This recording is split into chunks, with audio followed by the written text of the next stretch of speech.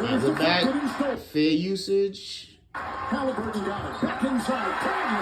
usage. We're still going over highlights of this game. Ball movement. This was the play we left off at. Towns crossed. Jump shot by Siakam.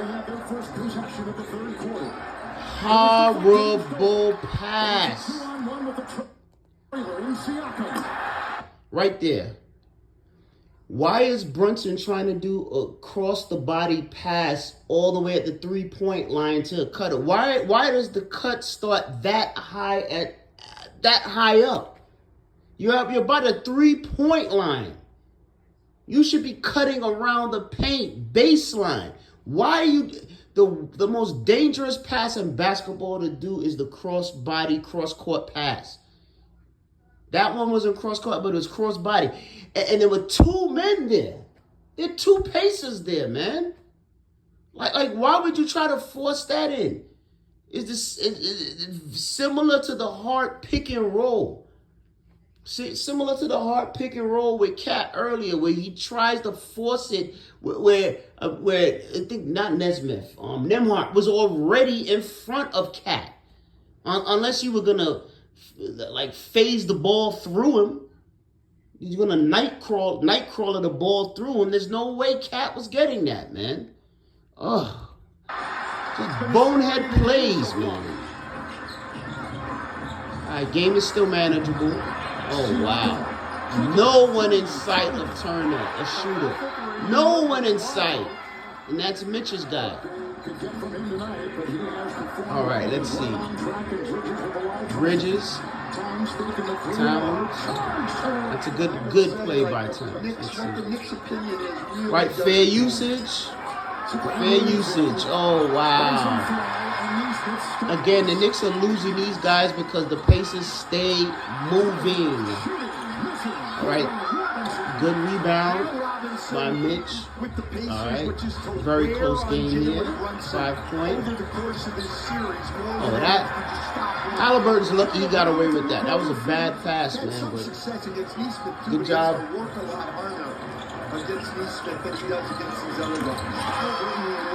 Bridges, man. This is your guy, Bridges. Okay. Again he cooks him on the spin. And you heard Cat yell out just now in frustration. Wow. Where's the defense, man? All right, let's see. Cat. Very good. Very good job by Cat. Cat is playing well in this game, man, to me. Wow.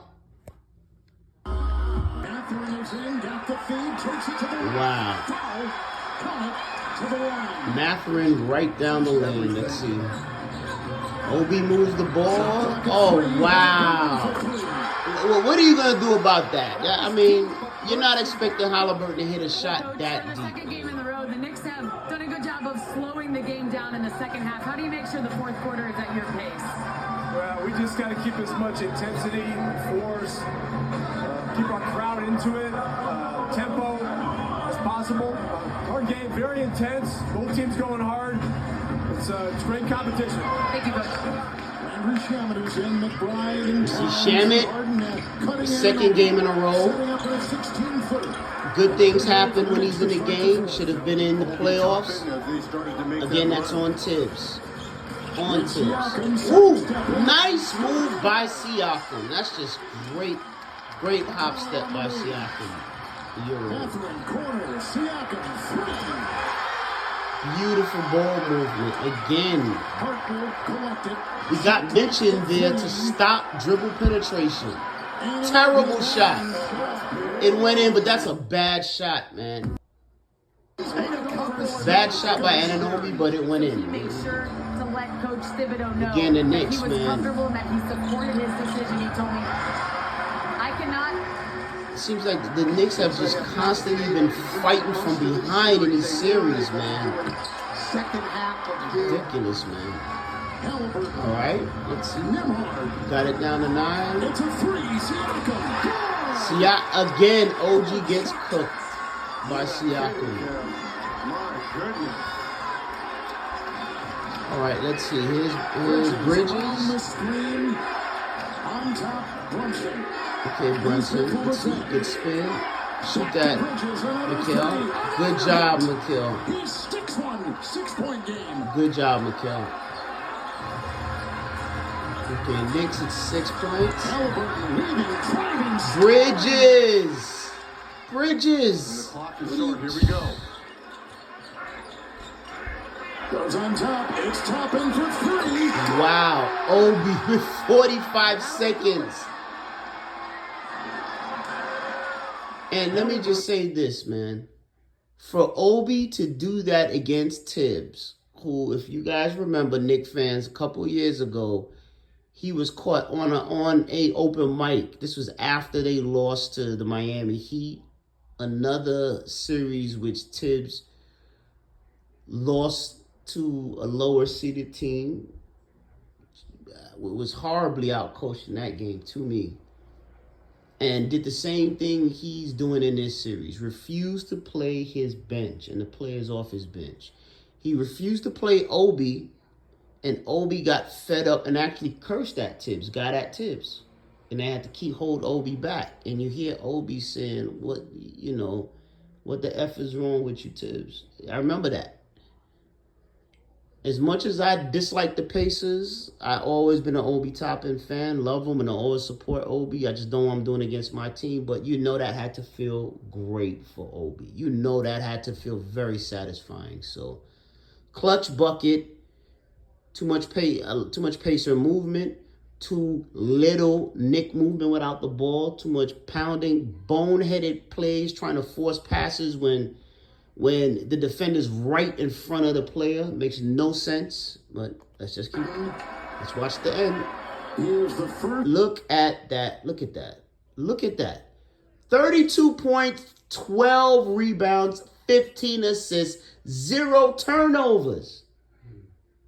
We watched highlights alone where we saw Josh Hart and Jalen Brunson have horrible turnovers.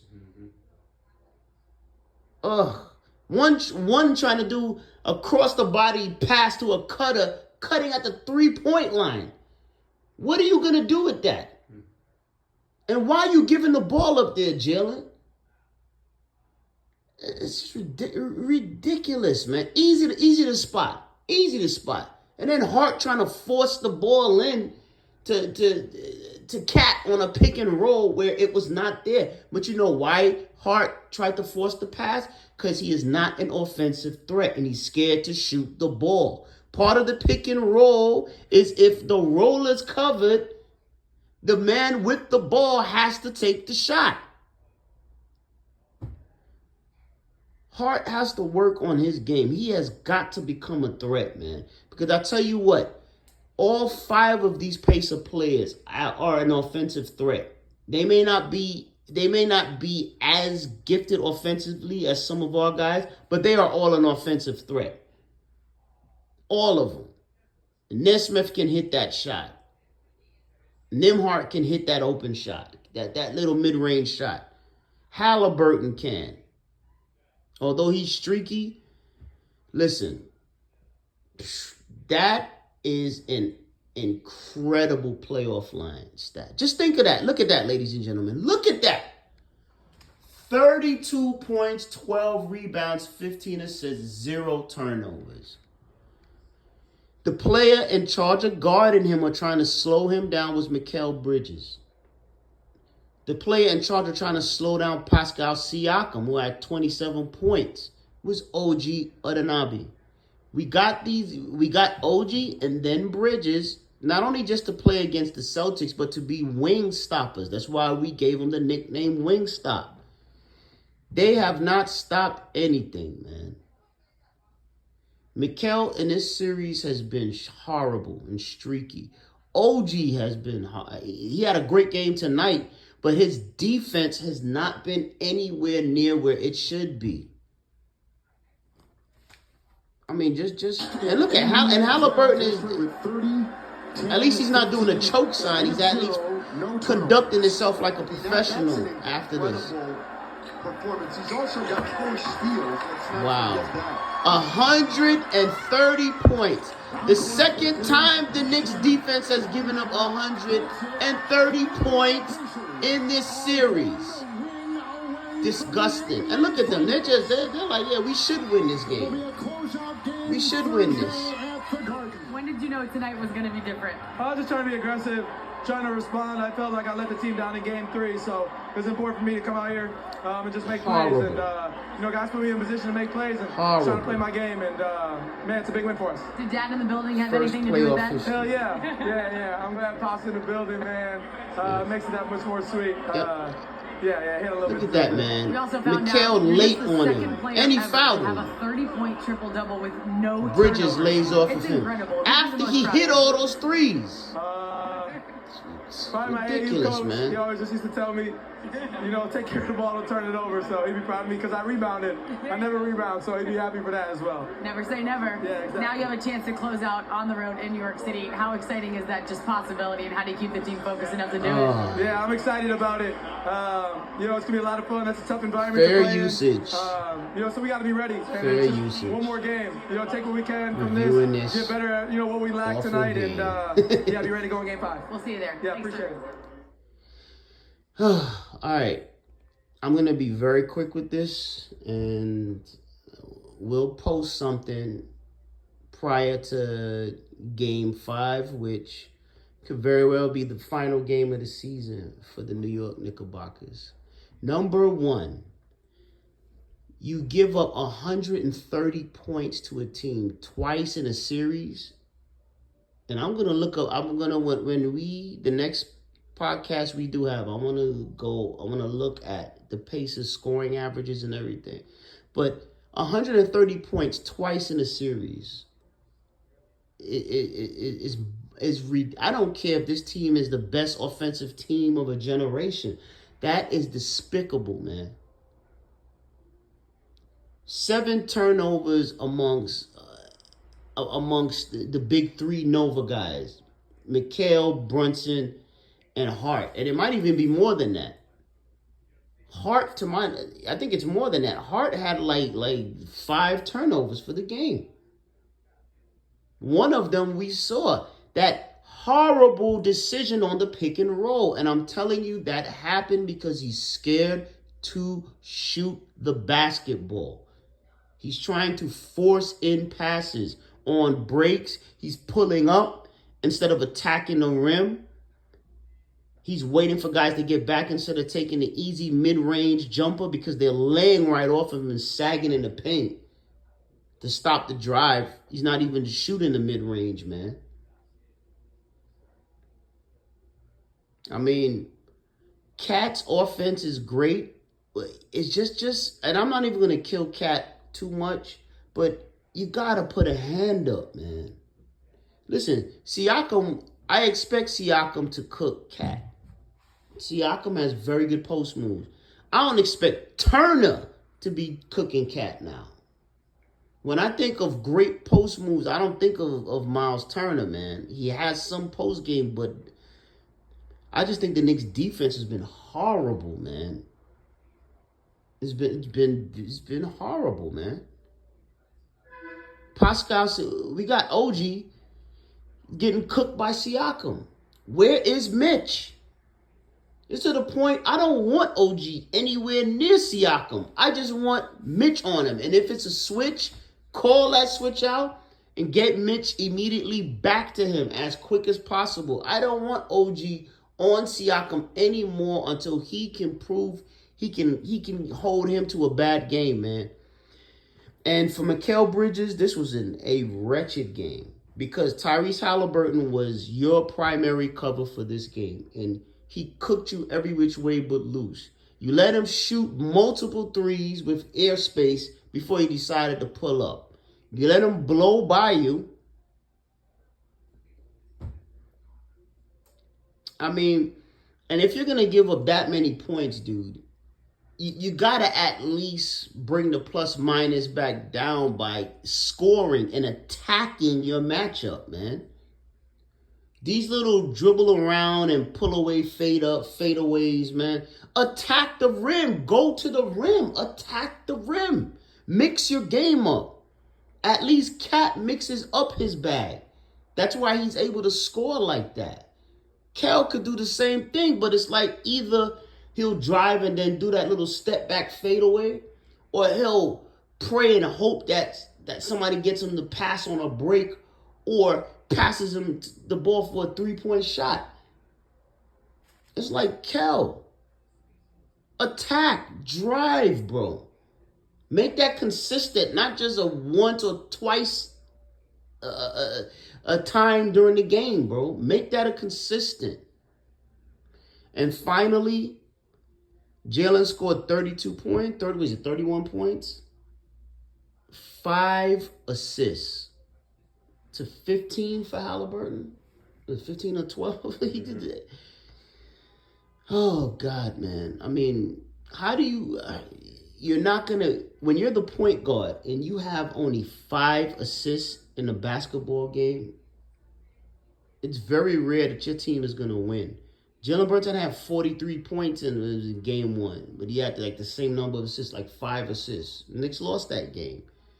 You have to get your guys involved. You have to move the ball, man. You got to move the ball. All right, I'm done, Josh. You got anything closing to say, man? I just mean that this got to be probably up there as one of the worst defensive games I've seen from this team throughout the entire season. I mean, giving up 32 points to Tyrese Halliburton, a guy known not as a high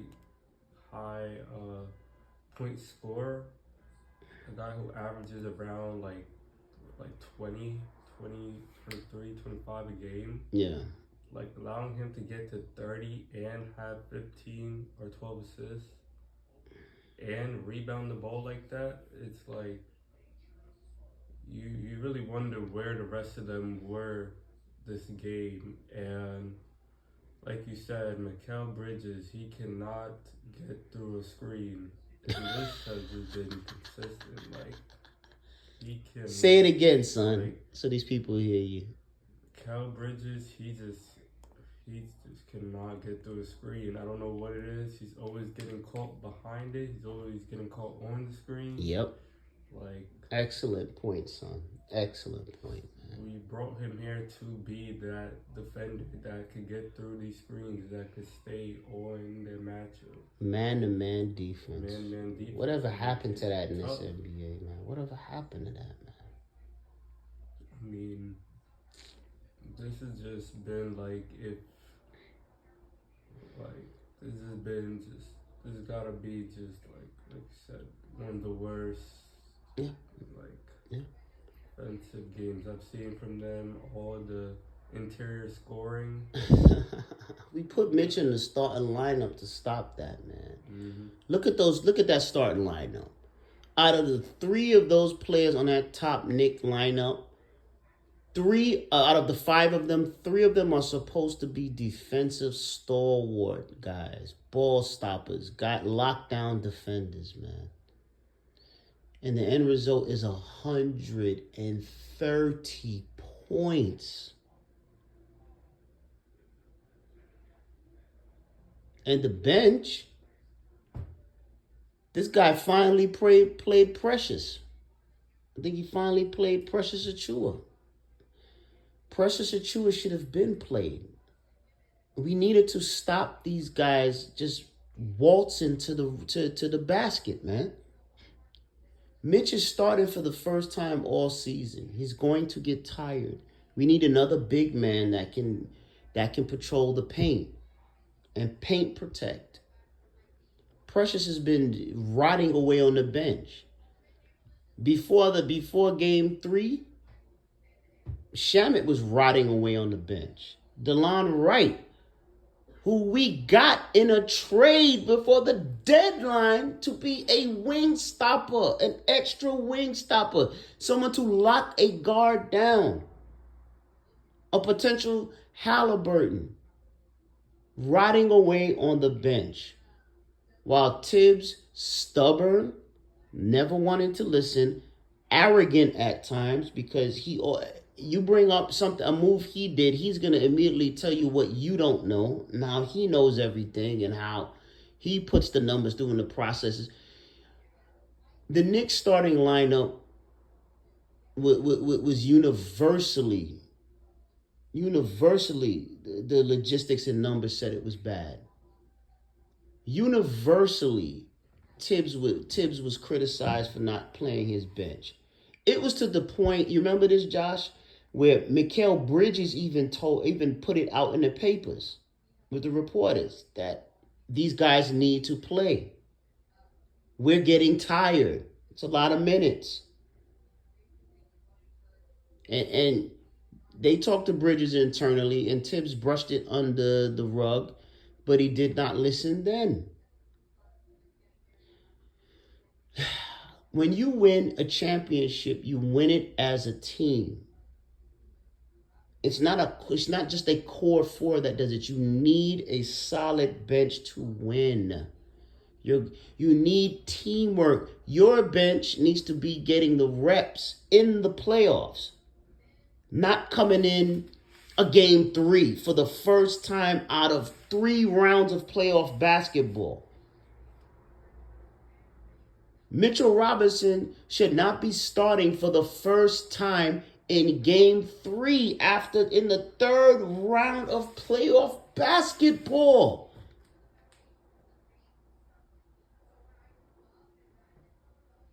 Listen, man.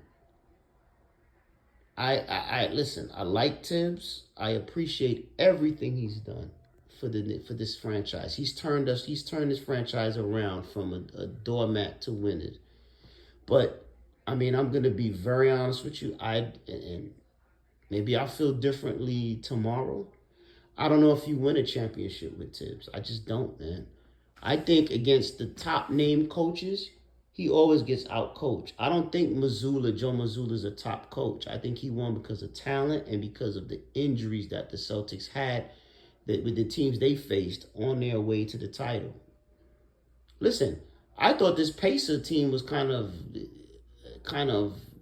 the replica of the Celtic team, facing a lot of injured guys with the Cavs ravaged and with the Bucks ravaged and Dame tearing his Achilles. I thought the Pacers were the same way, but listen, man, I give them full credit. Carlisle always worried me going into this series because Carlisle is a championship level coach, and he also knows how to adjust and adapt. When they won their championship against the Miami Heat, the first year of that so-called dream team with LeBron and Wade and Bosh, not 1, not 2, not 3, not 4, Carlisle beat that team not only because LeBron just had a horrible finals, but because they constantly put pressure, had a man in LeBron's face, constantly made it tough for him. And they were very, very offensively, very creative. Good ball movement, man. Got Dirk Nowitzki the ball where he needed it to score. I don't think he's done that with Cat. I don't think there's any consistent plays in this offense for Cat. I haven't seen him run pick and rolls ever. It's here and there.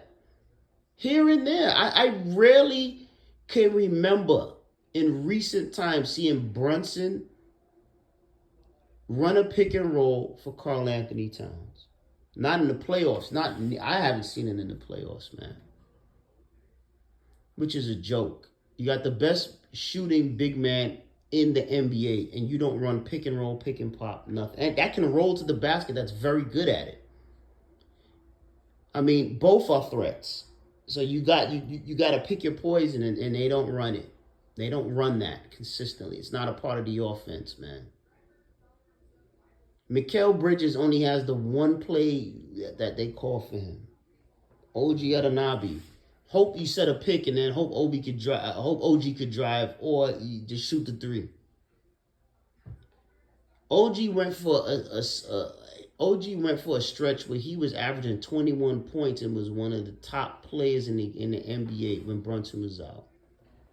Brunson comes back, and instead of kind of incorporating that into the offense, the Knicks just went back to business as usual. Jalen take a ton of shots. Assists are are not necessary if you don't want to.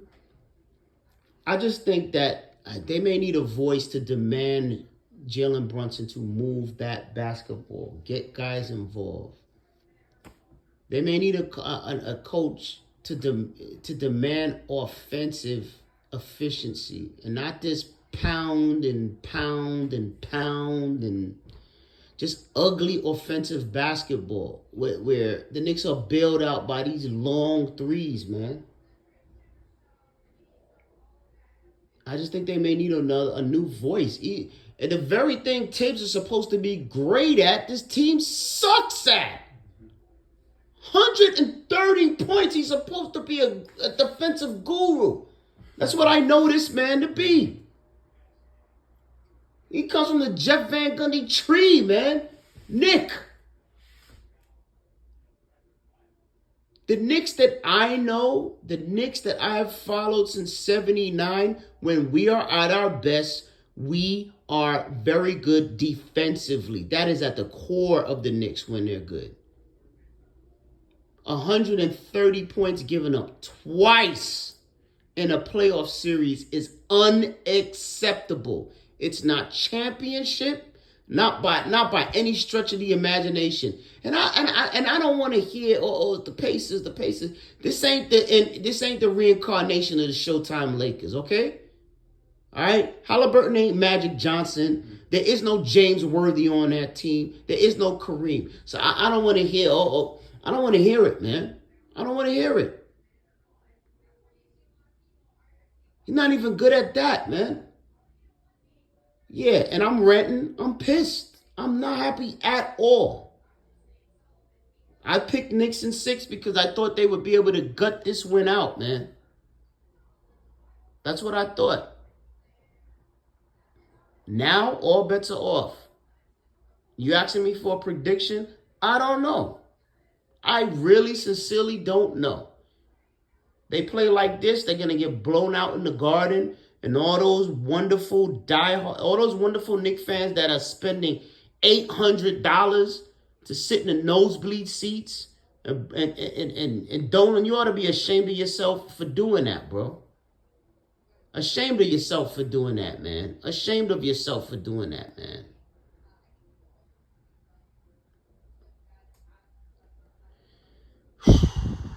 Ashamed of yourself for doing that, man. Charging those wonderful fans that type of money to watch that type of a performance, man.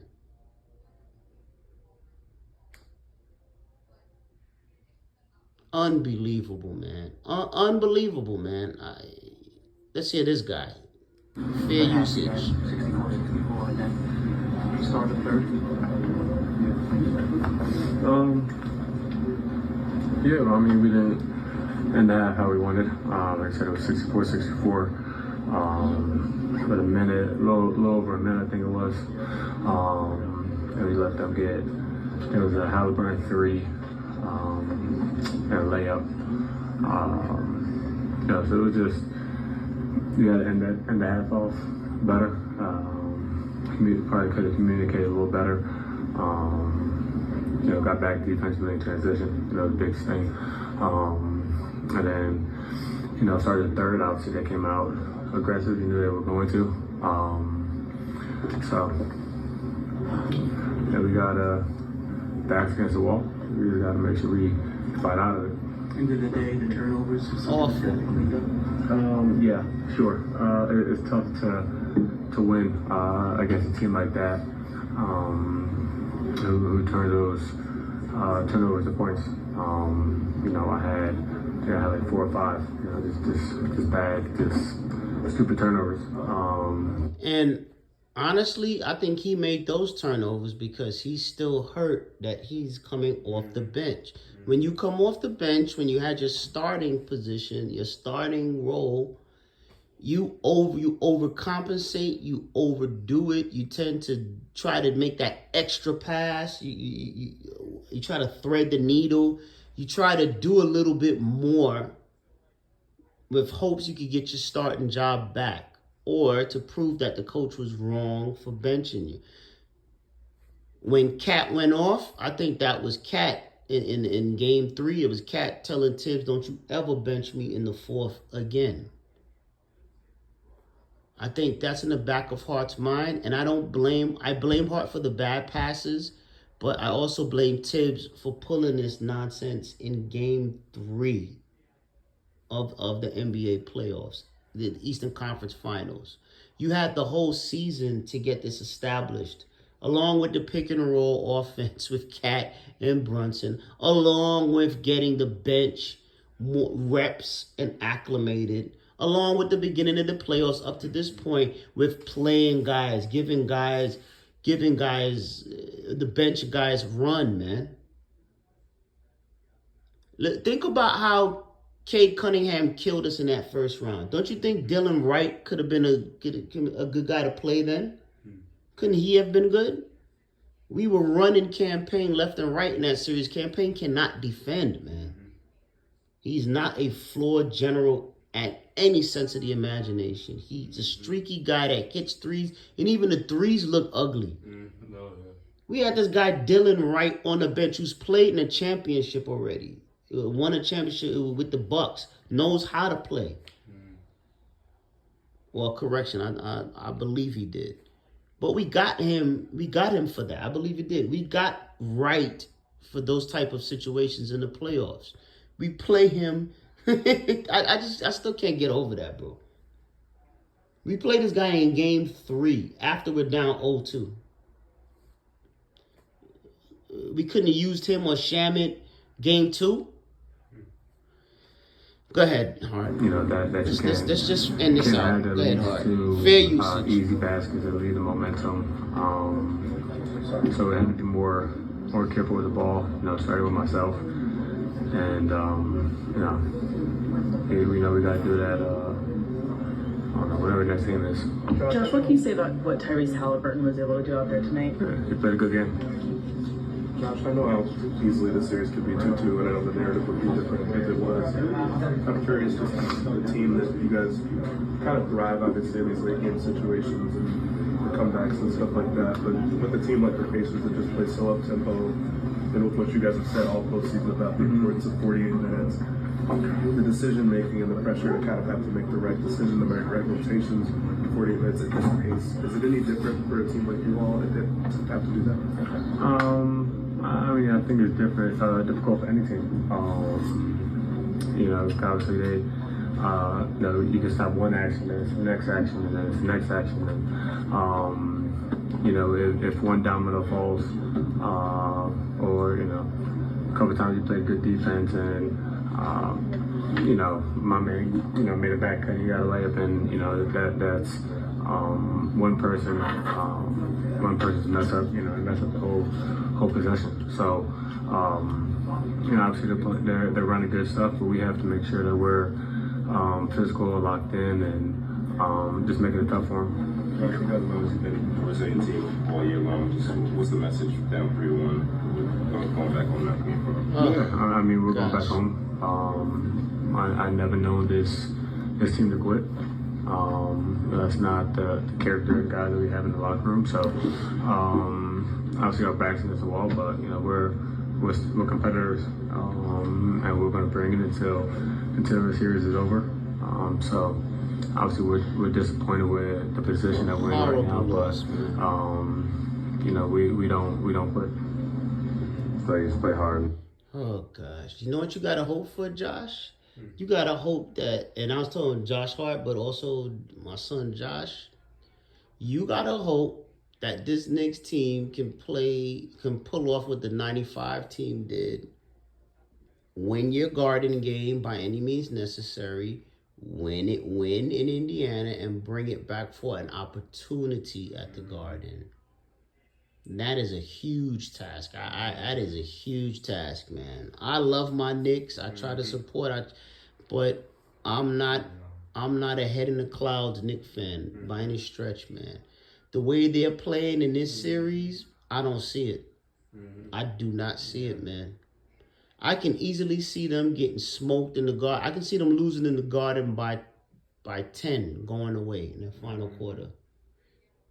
And the way they're playing defense, I can see them lose like 135 to 125. Easy down the stretch. I can see. I'm telling you what I can see. Brunson, 5 assists. 4 assists, 38 points because he's gonna start trying to win the game by himself. 5 rebounds. I can see Cat with maybe 20, let's say 27 points, 12 rebounds. I think Cat offensively will be there. But do I think Mikal will show up? I don't think so, man. I mean, I hope he does, but I don't see it. Can I see OG having another game like he had tonight? No. I just think that the Knicks play too inconsistent. The Knicks are 3-5 at home in these playoffs. That's despicable, man. That's despicable. You play in one of the greatest places on earth to play as a sports team. Those fans pay more money than any of these teams in the playoffs right now. I think maybe the Lakers tickets are more expensive, probably. But Knicks tickets are outrageous. This is from a Knicks fan that has seen playoff basketball with the Knicks. I've been to a finals. I've been to Eastern Conference final. I've been to semifinals with the Knicks. Tickets were affordable then. They were high, but it was manageable. $800 and something for a nosebleed seat that's not an NBA Finals game, a second round game with the Celtics is ridiculous, man. Anyway, let's finish this up, man. Go ahead. I didn't play my best game and played on both ends, just let my team down a little bit, but we just kept fighting. At least you take accountability, man. It came out more fire. Mikal, what's the message to the team as you guys head back to the Garden? Just one game at a time. That's really it. You got to get ready for Game 5 and just one game at a time. How much does the amount of adversity you guys have already faced this postseason kind of help you heading into this next game? Yeah, it's just part of the grind, part of the story. Just, we just got to learn from it. And we've been part of a lot of different games, different series. But yeah, it's just a little gut check time. How were you better in your opinion from your defensive? Just communicate to each other, helping each other out. Sometimes with scout, just being on the same page at all times. How many times have we heard that? What did you see from the night that you had? Like cliche now. Just keep them out in space. I think that's what it is. Just keep them out in space and let them play from there. I got to do a better job. We got to do a better job controlling that and helping each other. How many times they would turn over, seeing that you guys in bad defensive spots? Yep. To make sure the transition. Is that what you saw? Yeah, definitely. I think I had 3 of them and just bad turnovers. But yeah, just a team that play that fast can't give them transition looks like that. When they got power on you too, how did you feel about your overall progression, especially in the first 3 quarters? Yeah, I think I was missing early and I just wasn't making shots and trying to fight back on defense, get it going there. It's just tough. So just gotta get back next game. You mentioned communication, I think, after game 2 on defense. Is there something specific about them that's kind of creating problems for you guys in terms of communicating with each other? Just playing fast. I think playing fast and getting out, draws a lot of confusion. So you just gotta be able to communicate those. All right, ladies and gentlemen, that's about it. We're pretty much done with this analysis for tonight of this Knicks debacle. Horrible loss. The Knicks have given up over 100. They've given 130 points twice in an NBA playoff series. I know that has to be a first in their history. in this franchise. If not, it's first in recent memory, man. They have not played like a team that's not only a championship team, but a team that deserves to go to the finals, man. They have not Tibbs has not coached like a championship level coach. I think he's fumbled the bag. He's panicked. He's looked frazzled in this series. And listen, man, you talk about back against the wall. It don't get no more back against the wall than this, man. We'll see what the Knicks do coming up at the Garden. Listen, I'm always going to love my team. I'm always going to support my team. I'm never going anywhere. But this loss hurts, and I am disgusted with this team. I'm absolutely disgusted with this team, man. Disgusted with them. And now, even if by miracle they win this series in 7 games, they would face a rested OKC team. Rested. If they're committing turnovers like this against a Pacer team that's not even known for defense, what in the hell is going to happen to them if they play OKC making bonehead plays like this, man? Trying to pass through a man that is trailing the roller. I mean, just stupidity. Tibbs, I'm not even going into Tibbs' interview, man. I am so sick of Tibbs and pissed at Tibbs. Oh my gosh, man. We got to look at the numbers, got to look at the tape. We looked at the matchups. It's like, dude, man, enough with the cliche answers, man. Why don't for once you have a feel of the game, dude, man? Jeez. Please, man. My God. Oh, boy, I miss the days of Pat Riley, man. I really missed. And listen, it can happen. Mistakes can happen. Pat Riley benched Rolando Blackman, didn't play him in Game 7 against Houston when Starks had the worst game of his career shooting-wise, 2 of 18, and we lost the championship because of it. And he admitted it. That's the difference between Pat Riley and Tom Thibodeau, and I'm going to leave it on that note.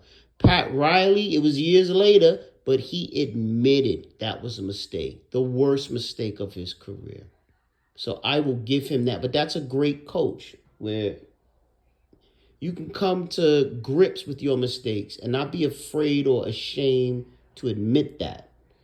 I have yet to see Tibbs ever admit he made a mistake in any press conference. He doubles down on all of his decisions, no matter how boneheaded and just mind-boggling they can be at times, man.